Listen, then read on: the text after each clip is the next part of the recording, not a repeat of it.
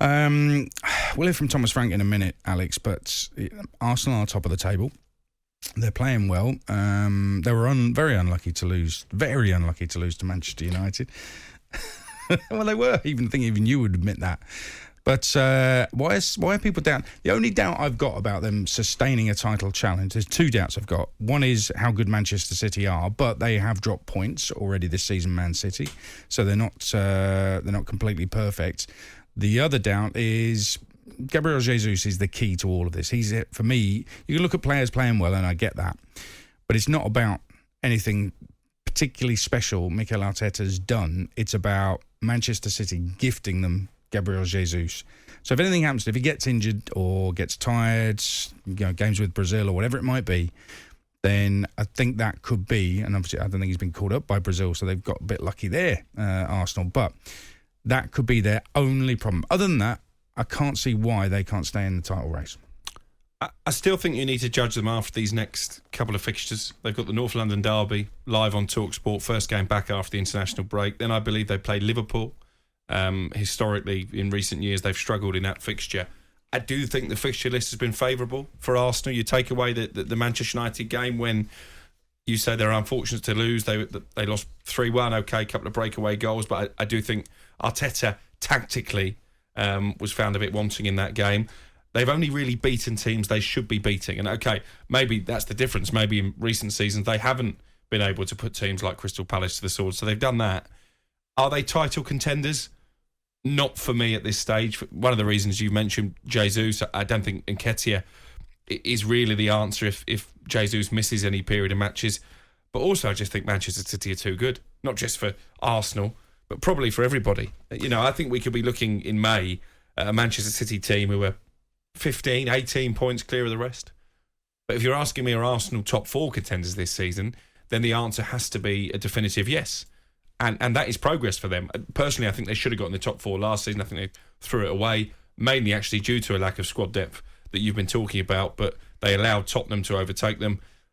I think they've got a fantastic chance of getting in the top 4 and therefore bringing Champions League football back to that part of North London. I actually think he should probably be targeting the Europa League, win a trophy, and then you're guaranteed Champions League football next season. I think it's far too early to talk about Arsenal as title contenders. There's an element of that Thursday thing that could come into play. I mean, well, they've had one Thursday game so far, so let's wait and see how that goes. That's a possibility that could scupper them possibly a little bit.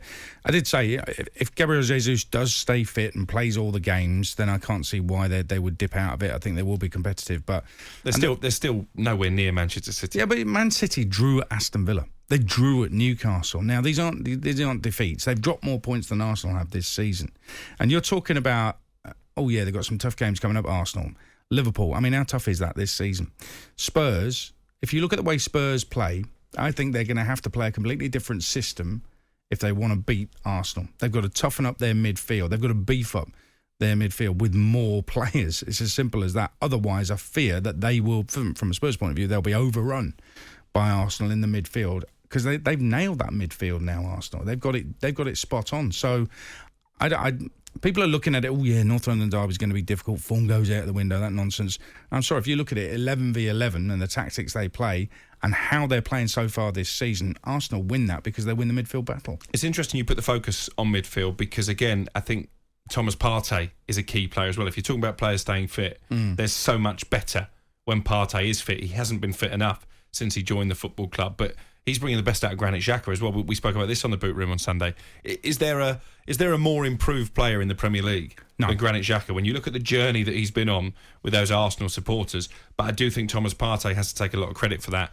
And if he's injured and Lokonga has to play, that's a big problem. All right, they have the option to push Zinchenko up into midfield, but that partnership is key. And then you talk about, is Liverpool a tough game? Historically, it is a tough game because take the North London derby away. I think they've got a good record, particularly at home against Spurs. But Arsenal's record against the so-called Big Six is a problem. And it's a mental block they're going to have to overcome this season if we are to talk about them as serious title contenders.